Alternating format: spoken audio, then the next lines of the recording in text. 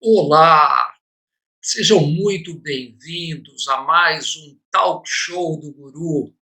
E hoje nós vamos estar contando e mostrando uma região muito bonita da França, que é a Provence e a Côte d'Azur.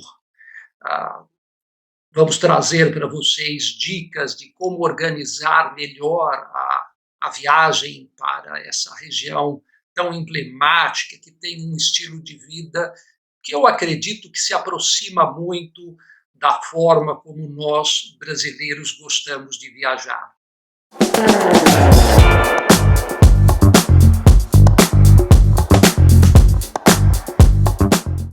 E nós já estamos prontos para fazer a nossa conexão com Aix-en-Provence, no sul da França, e receber a Anaté Merger, que é uma brasileira que já vive na França há muitos anos, desde 2004, e que é a nossa guru na tarde de hoje. Anaté, boa tarde, aliás, boa noite para você, seja muito bem-vinda. Boa noite para você e para todos vocês que estão aqui com a gente. É um prazer enorme falar da Provence, da Côte d'Azur, desse cantinho gostoso que é o sul da França. E eu sinto muito prazer de falar dessa região que eu adoro. Eu me apaixonei pela Provence assim que eu coloquei os pezinhos aqui. E é muito interessante que essa nossa conversa aconteça hoje, porque foi ontem que eu completei 17 anos de França. Eu Olha cheguei só que aqui no dia 21 de setembro de 2003. Então, de 2004, pardon, de 2004. Então, dia, dia 17, dia 21 de setembro de 2004. Então, realmente é um momento de celebração, né? Nossa, quando eu lembro, faz tanto tempo já. Incrível! E o que foi fazer uma brasileira aí no sul da França? Que encantamento todo é esse, Anatê, que te fez ficar por aí? Olha, eu já tinha visitado o sul da França uma primeira vez, logo depois eu acho que da Copa de 98, eu visitei Nice, visitei um pouco a região, e realmente eu me encantei já naquele momento. Agora, foi em 2003, quando eu conheci o Nicolas, que é o meu marido, a gente se conheceu totalmente por acaso, aqueles assim, aqueles enormes acasos do destino, sabe, quando a princípio uma coisa dá errado e no final dá tudo certo. Então foi mais ou menos isso que aconteceu. Eu saí de Brasília e a ideia era para Porto Seguro, ou seja, o voo deveria ser um voo direto, houve um problema, tive que passar em São Paulo, trocar de avião, e nesse vai e vem terminei cruzando com o Nicolás dentro do avião, sentei na poltrona dele e a confusão virou um encontro muito positivo, a gente voltou a se ver alguns dias depois, e aí está a história, já faz um bom tempo. Depois eu decidi vir para cá, né? A gente passou um tempo eu vindo, ele indo, ou seja, e aí você tem que chega uma hora que precisa decidir, né?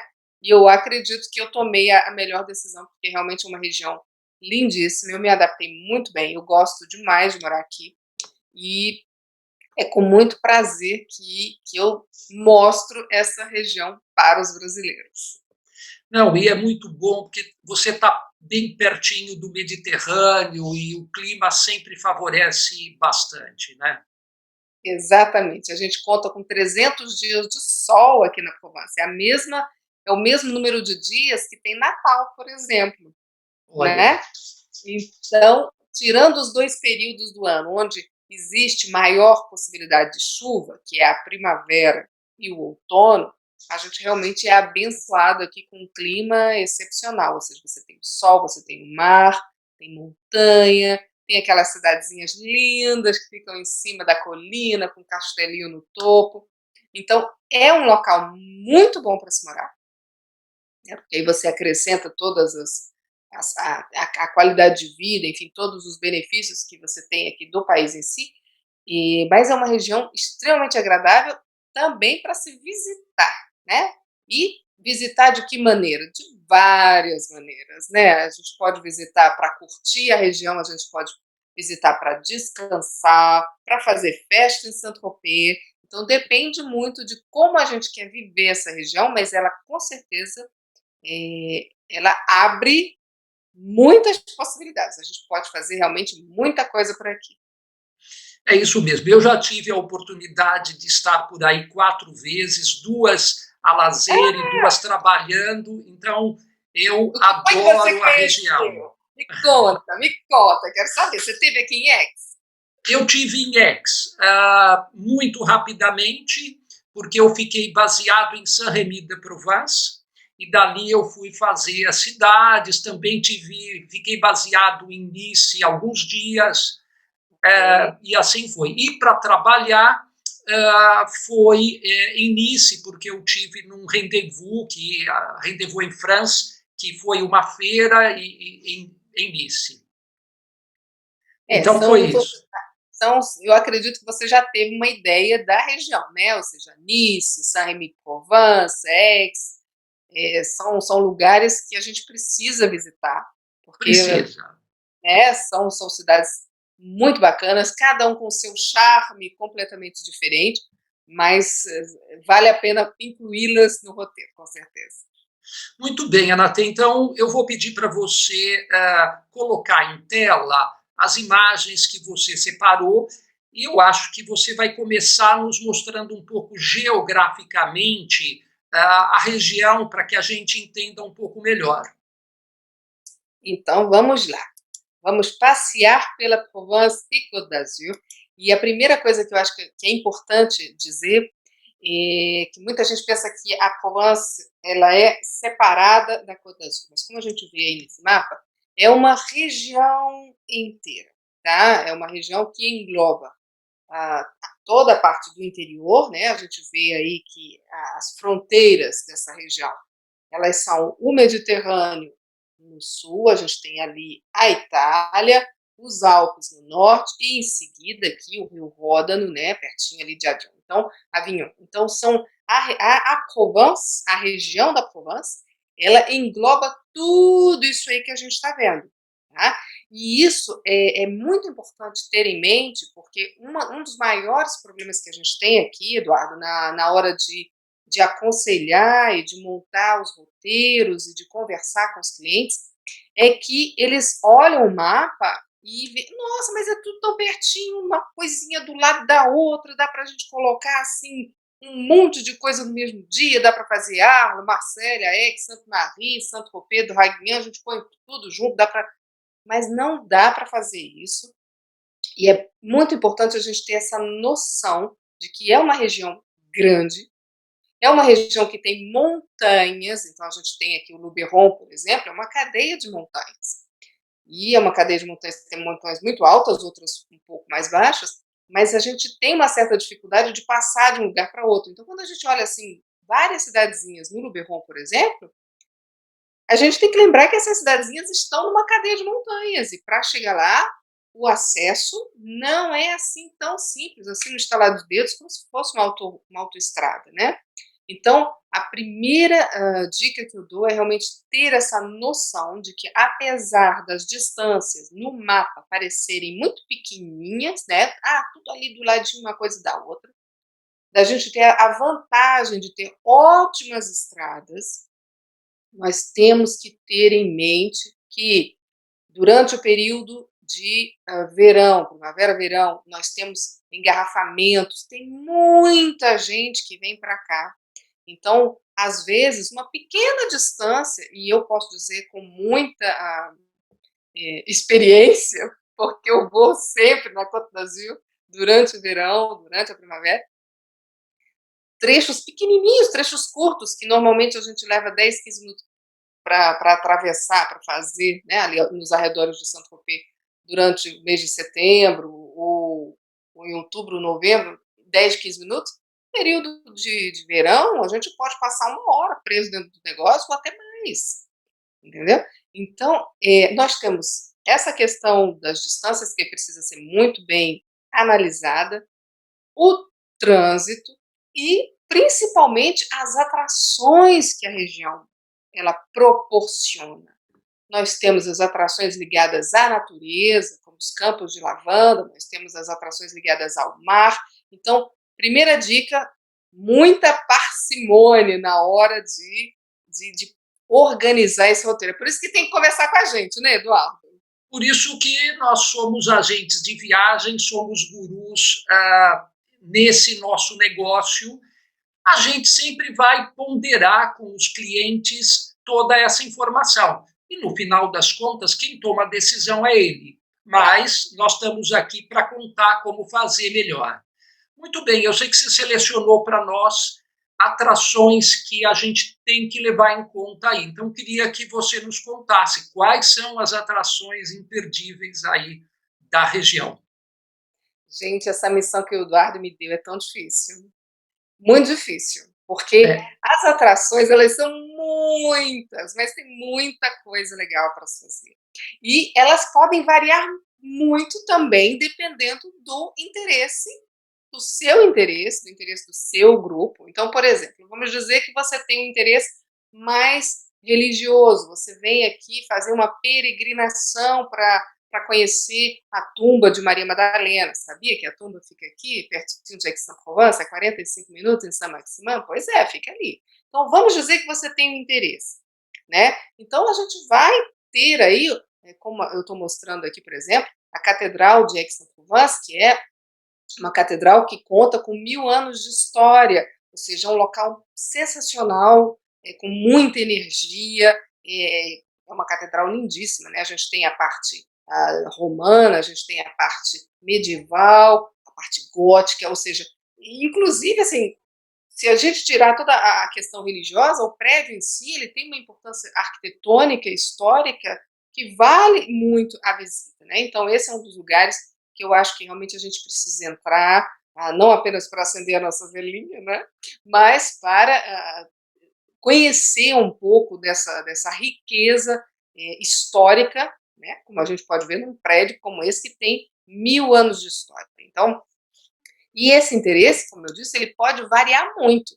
Aí você, assim, você já quer ver cultura, já quer exposição, uma coisa, né, diferente. Por que não? A gente coloca, por exemplo, o Hotel de Comont em Aix-en-Provence. Aí você vai me dizer, mas Ana, isso é um hotel?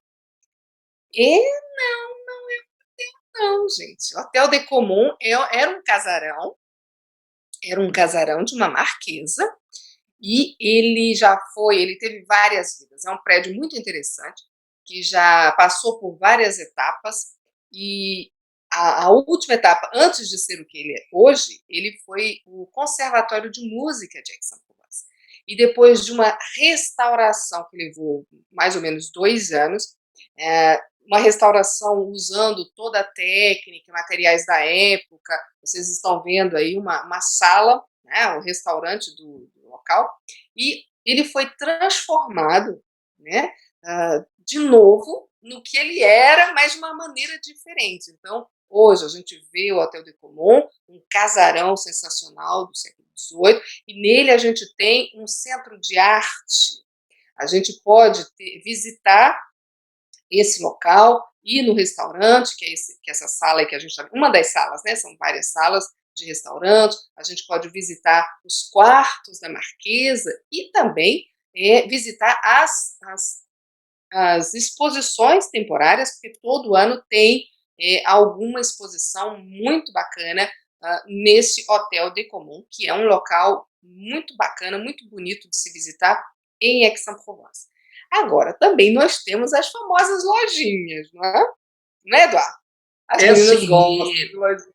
eu adoro ver lojinha, adoro que os meus clientes possam ter tempo de apreciar. Tudo na medida certa vai muito bem. Exatamente. Eu acho que a gente tem que ter esses momentos de tempo livre, né, para o pessoal passear, curtir. E uma das ruas de Aix que eu gosto muito é a Gaston de Saportat, porque nessa rua que fica perto da catedral, a gente tem várias lojinhas, onde a gente encontra, por exemplo, o sabão de Marselha, que é que a gente está vendo esses pedaços de sabão, são é o sabão de Marselha. E aí você vai me dizer, mas o que é sabão de Marselha, Ana? O sabão de Marselha é um sabão feito aqui e que tem como propriedade o uso do azeite. É um sabão que tem uma quantidade de azeite predeterminada, e ela, para receber essa etiqueta de sabão de Marselha, ela realmente precisa ter essa quantidade de azeite, ou seja, mais de 70% de azeite na composição dessa massa, né, da massa em si do sabão. Então, e um sabão que é usado para lavar roupa, para o corpo, enfim, ele tem várias propriedades, é uma coisa natural. Então, isso também faz parte da história, né, do modo de vida local, ou seja, a gente não vai só comprar coisas que depois a gente vai esquecer. São produtos que realmente têm a ver com a região, ou seja, o azeite, a oliva, a oliveira, né? A gente sabe que é uma região produtora de óleo, de azeite, né? A gente vê muitos campos de oliveira espalhados pela região inteira, então é uma região riquíssima, e a gente, com certeza, é uma coisa que eu recomendo você voltar para o Brasil com uma garrafinha de azeite aqui da Provence. Você sabe que nós temos aqui alguns ouvintes, alguns seguidores que estão nos dizendo que a Janice Vale, ela já esteve em Aix-en-Provence e esteve na fábrica de sabão que você está contando. Nós temos a Valquíria também, que diz que já esteve em Aix-en-Provence e adorou, que é linda a cidade. Aliás, vou aproveitar para perguntar para a nossa audiência quem é que já esteve na Provence, na Côte d'Azur, para deixar aqui registrado e que locais visitou e, se possível, em que ano foi. Ótimo. Enquanto isso, a gente continua o nosso passeio. Uma das cidades que eu gosto muito é Arles. Arles, a gente tem... primeiro que não é muito longe de Aix, tá? É uma cidade que fica a mais ou menos, um pouco menos de uma hora, ou seja, ela não fica muito longe de Aix-en-Provence. E o que eu gosto de Arles é que a gente pode combinar uma visita do centro histórico da cidade, onde a gente encontra ainda prédios medievais, e do patrimônio romano da cidade. Arles, ela tem um patrimônio riquíssimo, né? Nós encontramos essa arena em Arles, nós temos um teatro, nós temos as termas. Então, o patrimônio romano de Arles é extremamente rico. E aí, agora, uma coisa importante, nós temos esses locais que são grandes, tal, e normalmente a gente faz uma visita do exterior desses monumentos, porque para fazer a visita do interior dos monumentos, a gente precisaria realmente passar um dia inteiro em Arles, né? A não ser que o cliente ele queira ficar em Arles, justamente para poder visitar, entrar nos monumentos, aproveitar. Algumas pessoas pedem para participar dos espetáculos, porque o interessante dessa arena de Arles, por exemplo, é que hoje ela continua sendo o que ela foi, um centro de espetáculos. Então, ainda existem concertos, ainda existem a féria, né, de Arles, que é uma festa tradicional aqui da cidade. Então, é um local que continua sendo utilizado, né? Ele passou um momento esquecido, foi restaurado durante 10 anos, é uma restauração que acho que não vai terminar nunca, porque tem sempre um pedacinho aqui e acolá para dar uma arrumada. E é um prédio muito, muito interessante que eu realmente recomendo e que coloco quase sempre nos nossos pacotes, porque eu acho que é muito interessante contar um pouco dessa história romana, porque a gente sabe que, aliás, Provence vem justamente, a origem, né, do nome Provence vem justamente da província romana, né? Então, Provence vem de província, era província romana, né? Então, a gente tem aqui várias cidades fundadas pelos romanos. Agora, será que alguém me diz qual foi a primeira? Vamos brincar, hein, Eduardo? Será A que alguém acerta? primeira, olha, Hã? eu não tenho Primeira. certeza. Eu vou chutar que é Nice. Você chuta que é Nice. Tá, quem mais? Vamos ver se tem mais alguém que chuta qual foi a primeira. Eu vou dar aqui algumas possibilidades, tá? Tá. Arles, a gente tem Avignon. Hum. Alguém mais quer dar um chute? Marcele. Não. Marsella foi fundada pelos gregos, então não é Ah, Marsella.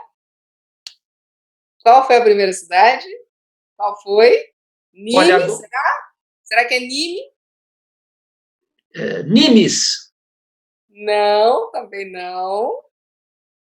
Mas a primeira cidade romana fundada na França foi Aix-en-Provence. Ah, Uau!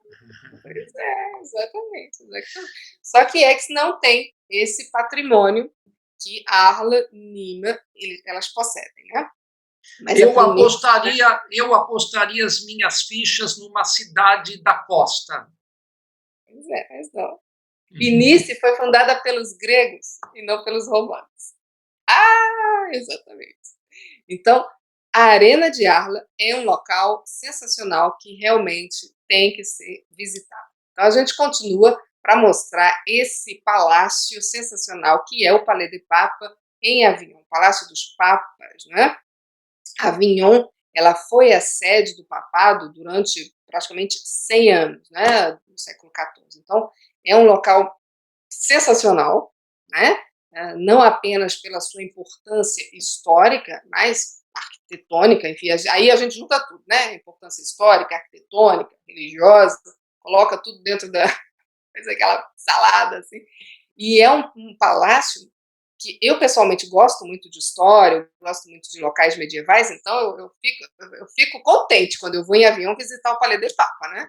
Eu faço a volta assim, e aliás é bom saber, é um palácio que a gente tem que ter pelo menos, assim, por baixo, 1 hora para visitar, tá? Fácil, fácil, porque ali conta Faz. toda a história, tem painéis riquíssimos, tem uma decoração muito interessante.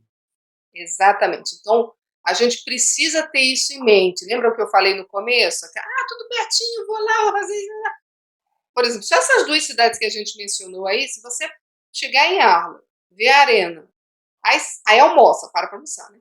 Sai, vai para o avião, Palais de Papa, você aí já não vai ter muito tempo. As duas no mesmo dia já é algo complicado para fazer, entendeu?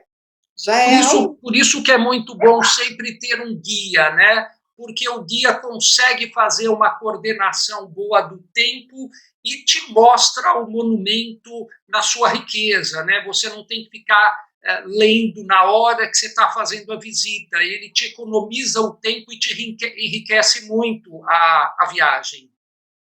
Exatamente, né? Eu acredito que a visita ela ganha muito quando a gente tem um profissional que conhece o local e que pode realmente enriquecer a visita, dando explicações que, bom, ou você lê antes ou você lê durante, né?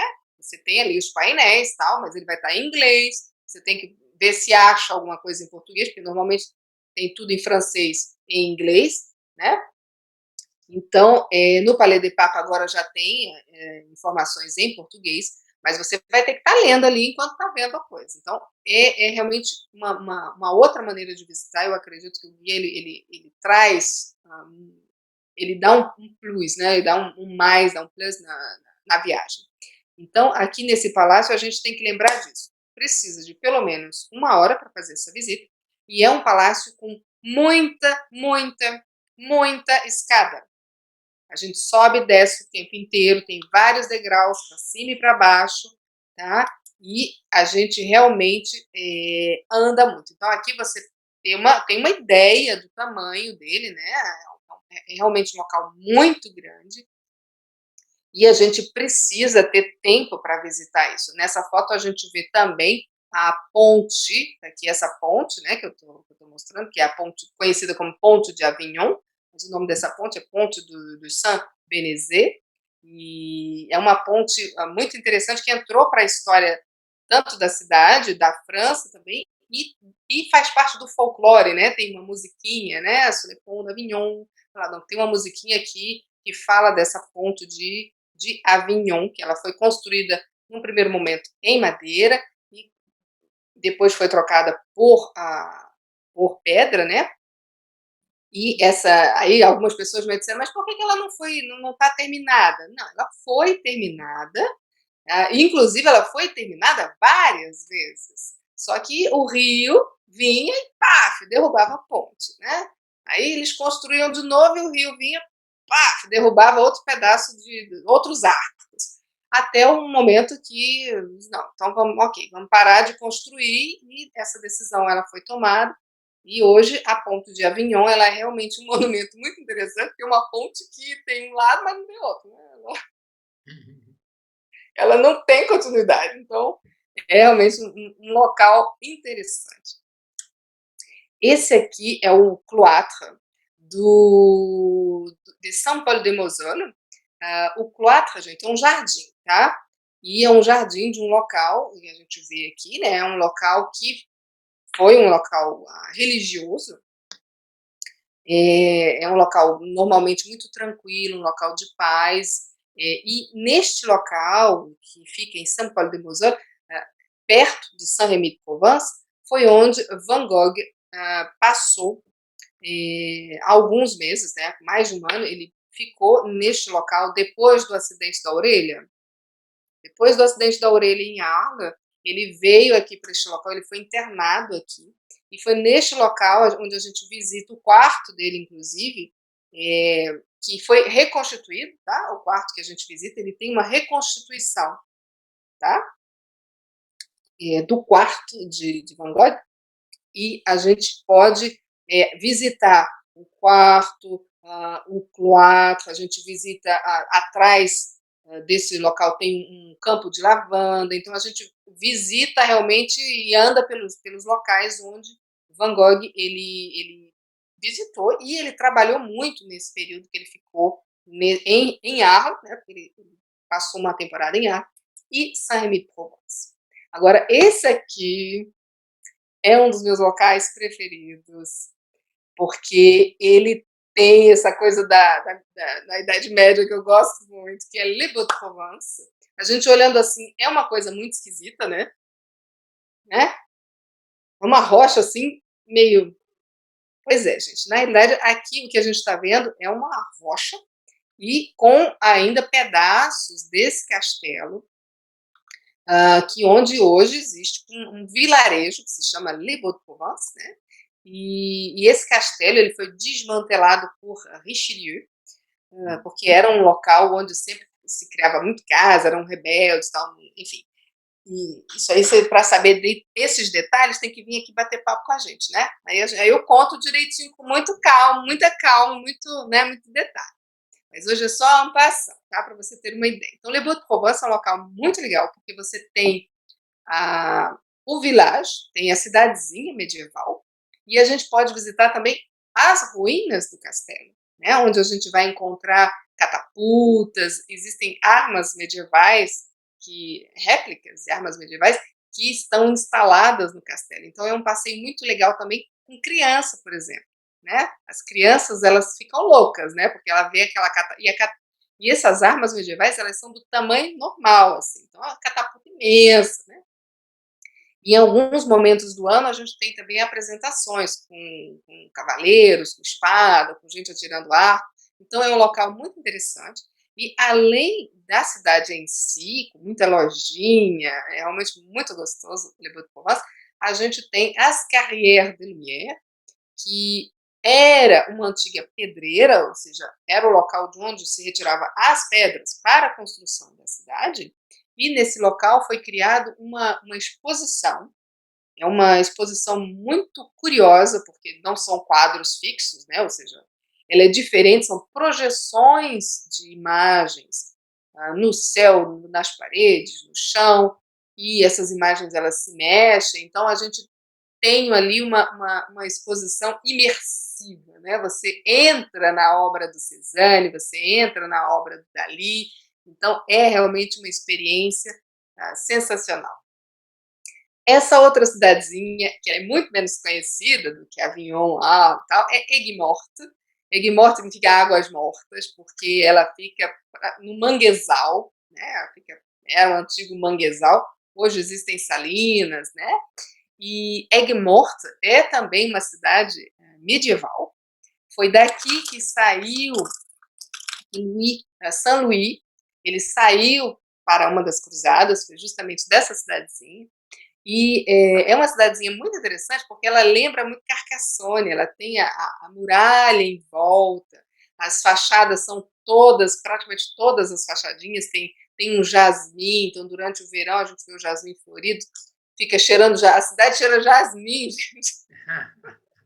Então é muito gostosa, é muito bonitinha, pequenininho, centrinho, muito pitoresca também. Ali a gente pode, eu experimentei, por exemplo, um ensopado de touro, muito bom. E a gente não pode deixar de falar dos campos de lavanda de Valensole, né? Mais alguém visitou a Provence? Você não teve a oportunidade de ver, não é? Ainda isso, né, Edan? Não, porque as minhas viagens acabaram ocorrendo mais para março, abril ou no final do ano. Então, os campos de lavanda são no auge do verão. Começa quando? Em junho já é possível ver? Isso. Então, essa é uma informação que a gente tem que dar e repetir, porque se vier no período errado, não vê. Então, o campo de lavanda tem um período de floração muito curto. Começa do meio de junho e vai até o meio de julho, tá?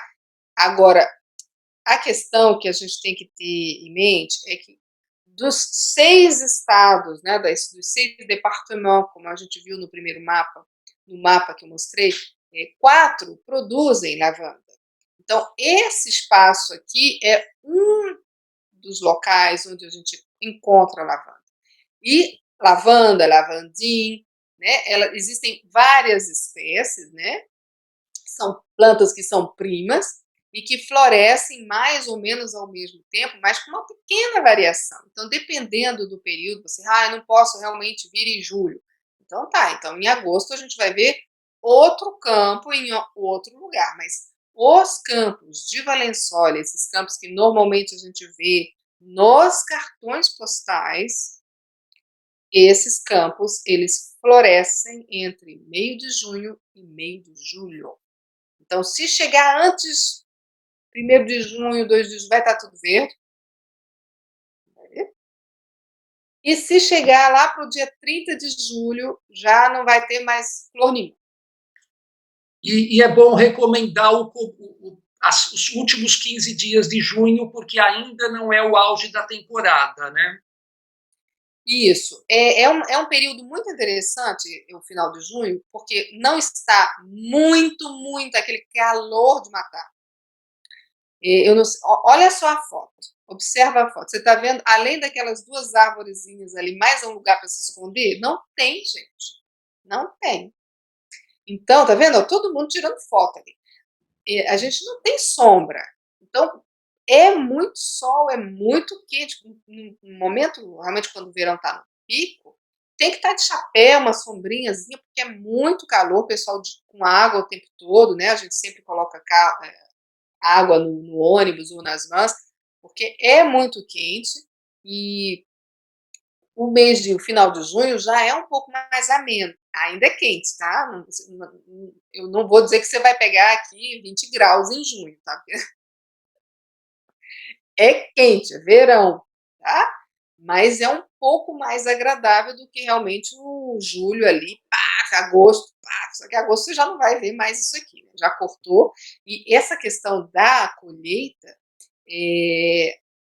por que chega uma hora que realmente o trator passa por todo canto?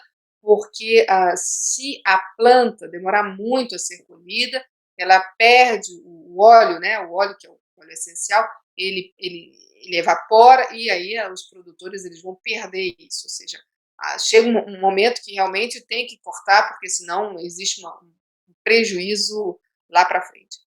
Tá, então, os campos de lavanda, quem não anotou, anota, é entre o meio de junho e o meio de julho, tá? E a gente não pode deixar de falar da nossa capital, não é? A capital da Provence é Marsella, né? A Marsella, fundada pelos gregos, né? Uma miscelânea muito grande, a gente tem essa esse contato com o mar. É de Marselha que a gente pode sair, por exemplo, para visitar as Calanques, a gente pode visitar o Château d'If. Eu não sei se você já ouviu falar do Château d'If, você quase está, Ana. O Château d'If é uma ilha, é uma antiga fortaleza que fica numa ilha, né, na entrada de Marselha, e que foi justamente essa ilha que inspirou Alexandre Dumas a escrever O Conde de Monte Cristo. Né? Então, aquela história, o Dumas, ele teve a ideia justamente quando veio passear aqui em Marselha. Ele veio de férias, tal, viu a ilha, tá, né? Pensou? Que ideia sensacional que ele teve. Então, até porque viagem é isso, né, gente? Viagem abre portas, né? Viagem dá essa questão de a gente libera o espírito e de repente a gente pensa numa coisa que né, ele não teria imaginado se não tivesse realmente visto essa ilha com essa fortaleza.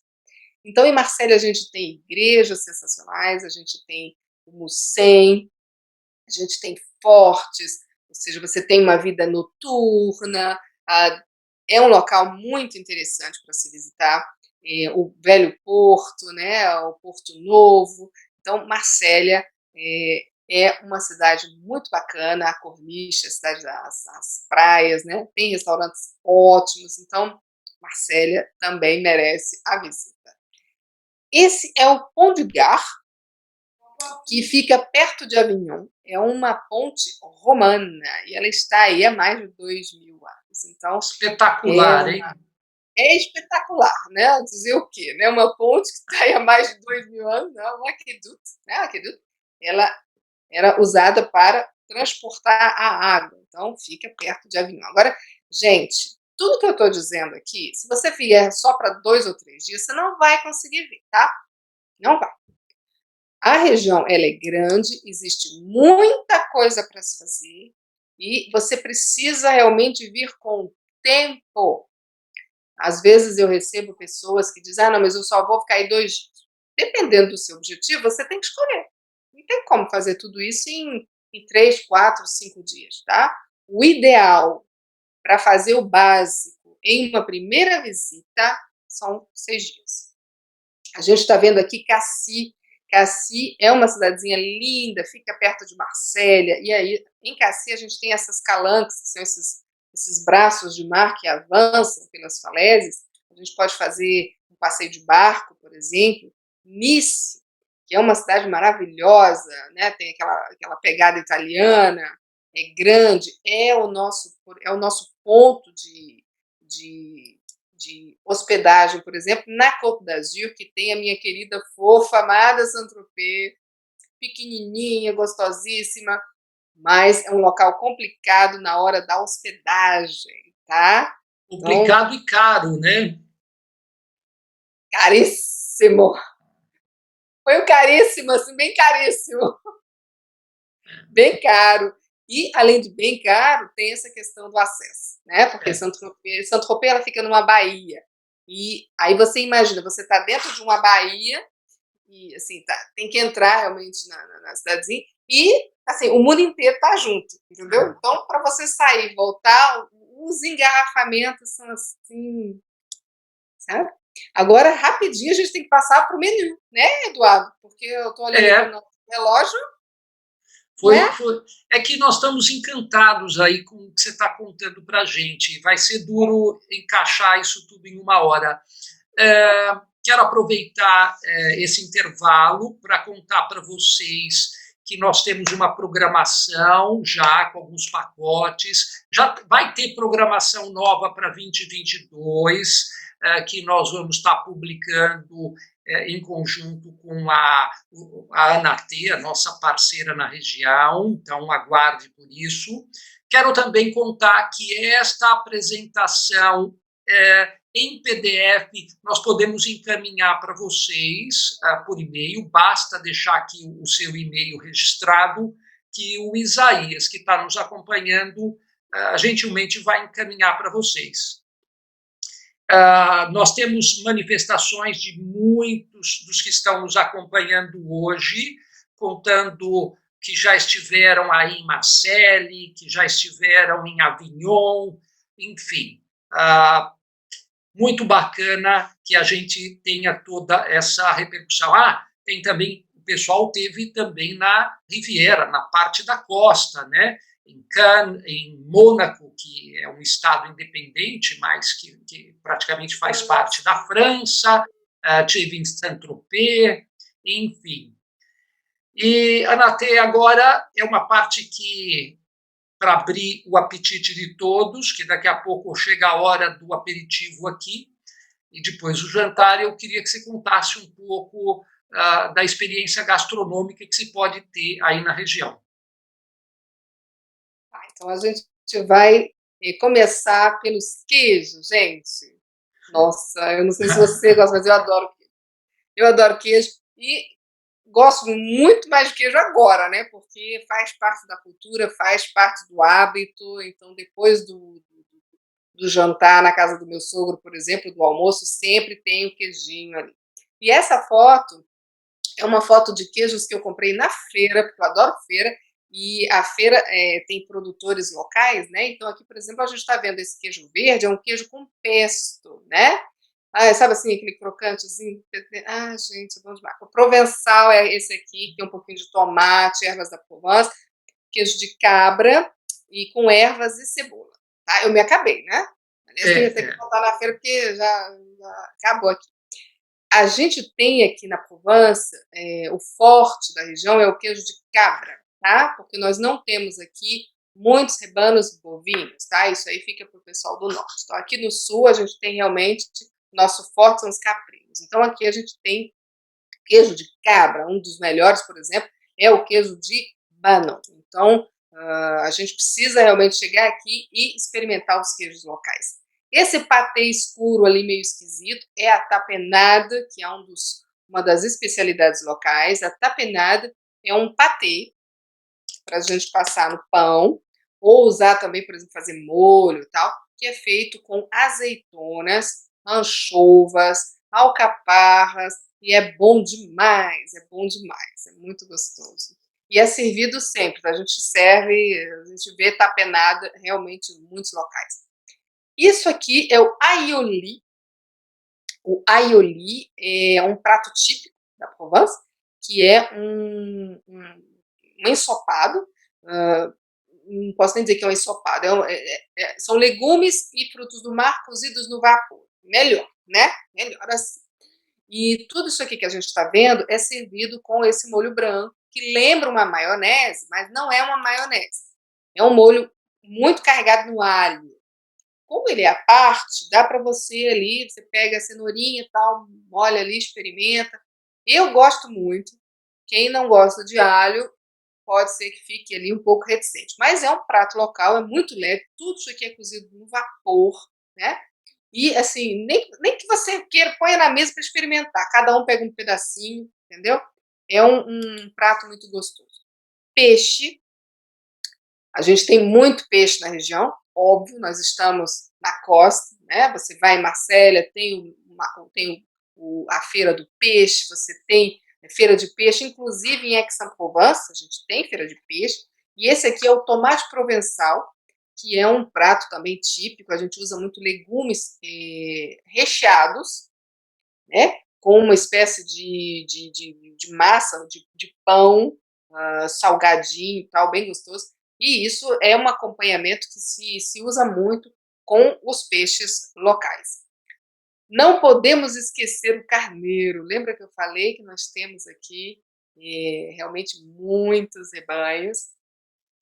E o carneiro é uma das tradições locais. Esse aqui, por exemplo, é um carneiro servido com mel, molho de mel, eu adoro agridoce, mas ele pode ser servido de várias maneiras, não apenas, né, com agridoce, mas o carneiro da Provence é um dos pratos que eu particularmente gosto muito, né?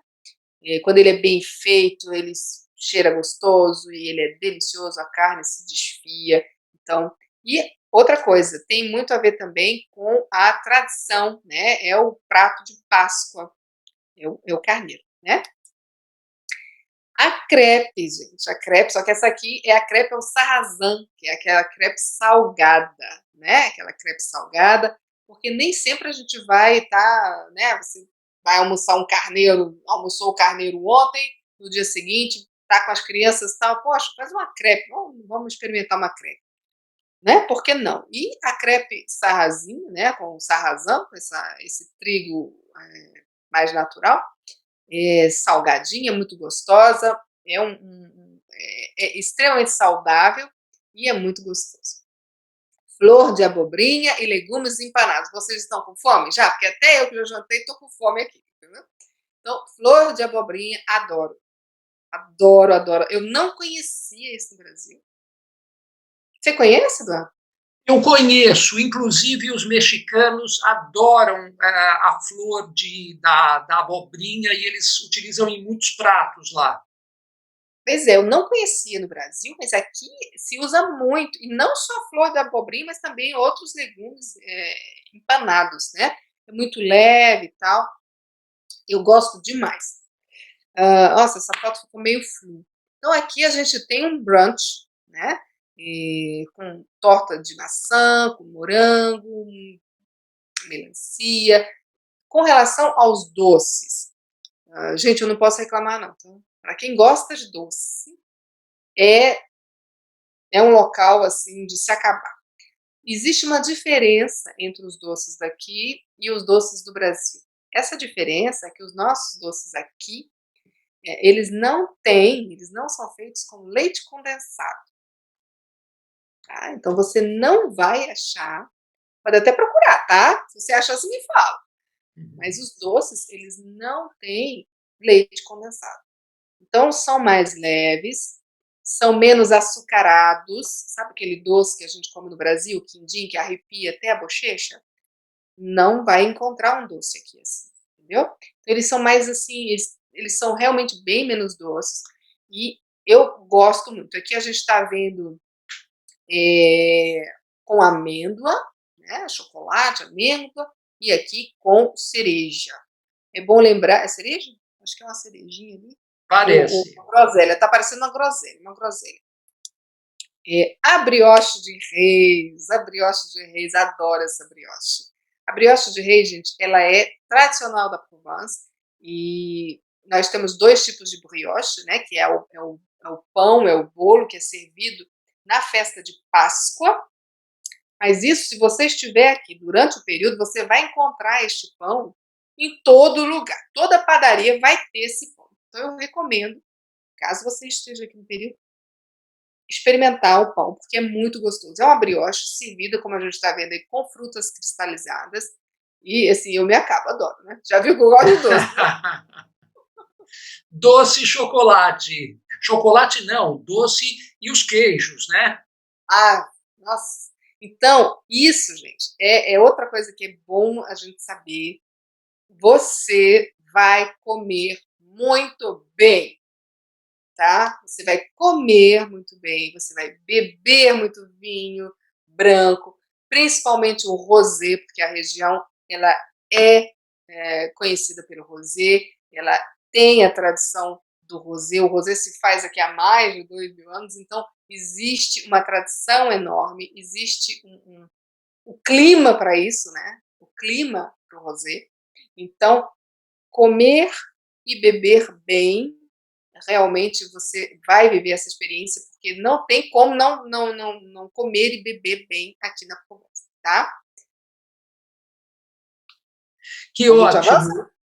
Olha, você sabe que em uma hora você deu assim um panorama do que se pode fazer. Eu acho que todos nós que assistimos aqui os seus comentários dos locais, a gente já está idealizando cada um a viagem que quer fazer. Então, é um bom momento. A França está liberada já para os brasileiros, então nós podemos viajar. Nesse momento, quem quiser comprar passagens aéreas, já garantiu o seu lugar, consegue ainda comprar com preços muito bons para o ano que vem, então aproveitar essa vantagem, né? E a organização da viagem, eu acho que pelo menos uma semana aí na região se faz necessário para poder conhecer um pouquinho melhor, não significa fazer com profundidade. Exato. Anatê, e conta um pouquinho de hotelaria. Nós encontramos aí hotéis em diferentes categorias para os clientes, né? Desde os hotéis mais econômicos até os mais sofisticados. Mas tem agora várias opções com hotelaria de charme aí na França, não é isso? Isso, hotelaria realmente é um leque assim, muito vasto.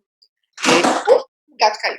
Porque a gente tem aqui da pousada, que no Brasil a gente chama pousada, aqui a gente chama de maison d'hôte, né? A casa de hóspedes, né? Que podem ser, por exemplo, um casarão do século XVIII, que foi todo adaptado, organizado, restaurado para receber turistas, né? Ou seja, existe uma lei que determina como essas casas têm que ser preparadas para isso. Então, a gente pode ir da casa de hóspedes até, por exemplo, o aluguel de um apartamento ou de uma casa, né? Ou ficar em um castelo, por que não? Eu já coloquei grupos em castelos, passar a noite, duas, 3 noites num castelo, pode ser uma experiência muito interessante, né? Então, Isso. a questão da hospedagem, ela é extremamente vasta, a gente tem para todos os bolsos, né? Para todos os perfis, porque nós temos pessoas que vão dizer: não, Ana, para mim hotel é para dormir, ele sendo limpo, com uma cama boa e com acesso legal, tá ótimo. Outros vão querer ficar no Relais Chateau, não tem problema que ele seja um pouco mais longe, mas ele prefere estar num hotel ou num hotel de charme, né? Então, o importante é saber que existem as possibilidades, tá? A gente Isso. tem do mais simples até o Relais Chateau, 5 estrelas, que realmente vai exigir aí um bolso bem mais gordinho. Isso Entendeu? mesmo. Bom, nós estamos terminando o talk show do Guru. Quero agradecer muito a você que nos acompanhou nesse talk show. Muito obrigado. Agradecer a você, Ana, nossa guru da região, que nos apresentou de forma tão brilhante e nos passou essas dicas todas. E deixo para suas considerações finais e para você apresentar a foto que simboliza a passagem aí pela Provence e pela Côte d'Azur. Então, são essas fotos aqui, gente, não podem deixar de ser as fotos, né, dos campos de lavanda e girassol de Valensole, que realmente é um momento mágico, inesquecível. Todas as pessoas que vão lá se emocionam muito, e só de falar a gente já fica assim, com os olhos cheios de lágrimas, porque realmente não tem como não ser tocado por esse momento. Então, eu espero que você consiga fazer isso um dia, porque vale muito a pena. Então, Eduardo, muito obrigada pelo convite, adorei estar aqui com você. Espero que eu tenha conseguido explicar um pouquinho, colocar um pouquinho da minha paixão pela Provence para vocês, porque é muito difícil, que é muita coisa, é muito amor, sabe? Então fica difícil de resumir e de selecionar algumas coisas.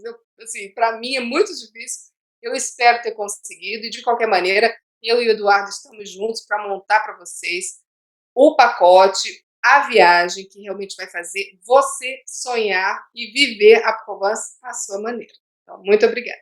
Muito obrigado. Um forte abraço. Até mais.